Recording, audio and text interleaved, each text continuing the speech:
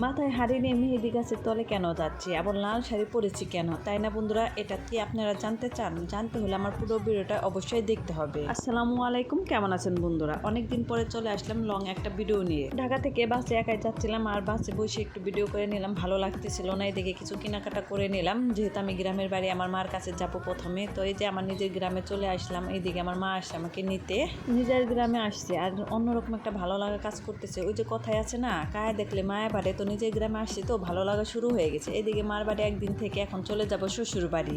শ্বশুর বাড়ি যাবো, তো মনটা তেমন একটা ভালো না, যেহেতু বাপের বাড়ি থাকতে পেলাম না। যাই হোক, তারপরেও মন একটু খুশি নিয়ে শ্বশুর বাড়ি যাচ্ছে। আর বাড়িতে এসে দেখি ঘরের যে অবস্থা, তো আসার পরে রুমটা গুছালাম। আর এই যে আমার রুমটা দেখেন, যেহেতু আমরা কেউ থাকি না সেজন্য তো রুমটা অগুছানো থাকে। আর গুছানোর পরে আমি রেডি হয়ে গেলাম বিয়ে বাড়ি যাবো। ও সেটা তো বলাই হয়নি কার বিয়ে, তো আমার দেবরের বিয়ে। আর এদিকে দেখি খোলায় দান দিচ্ছে। এই ভিডিওটা কিছুদিনের আগে, যা সময়ের অভাবে আমি এগুলো ছাড়তে পারি। বিয়ে বাড়িতে চলে আসছে। আর এদিকে দেখি কাকি দাদিরা এই যে কাজ করতেছিল, আর অন্যদিকে আমার মামি শাশুড়ি এই যে পায়েস রান্না করতেছিল। সবাই তো সবার কাজ নিয়ে ব্যস্ত। আর এদিকে মেয়েকে যে সাজা দিবে গায়ে হলুদের জন্য, সেগুলো যে বের করা হয়েছে। আর অন্যদিকে নিয়ম পালন করা হচ্ছে। আর আমি বড় ভাবি বলে আমাকে বসিয়ে দিছে এই নিয়ম পালন করার জন্য। গায়ে হলুদের জন্য এই যে নতুন পাতিল এবং পান, ভিতরে গুড় ও মুড়ি, আর মুখের ভিতরে একটা পান দিয়ে মেহেদি তোলার জন্য যেতে হবে। এসব নিয়ম তার আমি জানি না, তো আমার দাদি শাশুড়ি আমাকে বলে দিচ্ছিল আর আমি করতেছিলাম। আর এই যে পান মুখে দিলে আর কথা বলা যাবে না, এটাই আমাকে বলে দিল। তো আমি সবকিছু ইশারাই করতেছিলাম। বন্ধুরা, আপনারা যদি আমার এই ভিডিওটা দেখে থাকেন অবশ্যই জানিয়ে যাবেন আপনাদের এলাকায় বিয়ের মধ্যে এরকম নিয়ম আছে কি না, অবশ্যই কিন্তু কমেন্টে জানাবেন।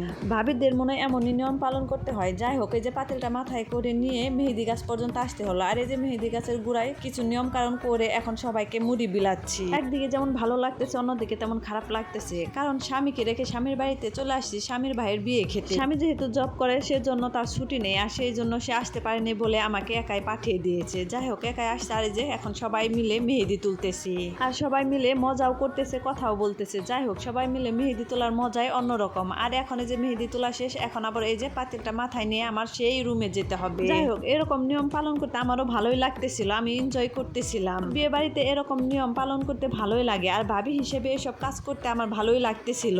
তো এই পাতিলটা যখন উঠালাম তখন 5 জন ছিল আমার সাথে, আর এই যে নামাতে গেলেও এখন 5 জনই লাগবে। যাই হোক, এই যে সবাই আসছে, আর এই পাতিলটা এখন আমি নামালাম। তো গায়ে হলুদের রাতে বিরিয়ানি হবে না তাকে হয়। এদিকে যে মামিরা বিরিয়ানি রান্না শুরু করে দিয়েছে আমাদের জন্য। যাই হোক, বিরিয়ানি রান্না করতে করতে এদিকে আমি যাব এখন রেডি হতে। দেবরের বিয়ে বলে কথা, শাড়ি পরবো না তাই কি হয়। এদিকে আমি এই যে লাল টুকটুকে একটা শাড়ি পরে নিলাম, আর অন্যদিকে তাড়াতাড়ি করে শাড়ি পরে চলে আসছি। আর এদিকে আমাকে এই যে কাজে বসিয়ে দিল। এখন এই যে সবকিছু সাজালাম। তো এগুলো আমি একাই সাজাইনি, সাথে আমার মামিরাও ছিল। আর এই যে আমাদের বর, সবাই দোয়া করবেন আমার দেবরের জানি নতুন সংসার জীবন সুখে হয়। আর এইদিকে সবাই খাওয়াই দিচ্ছিল। তো আজকের ভিডিও এ পর্যন্তই, আবার দেখা হবে বিয়ের ভিডিও নিয়ে। সবাই ভালো থাকবেন, বাই।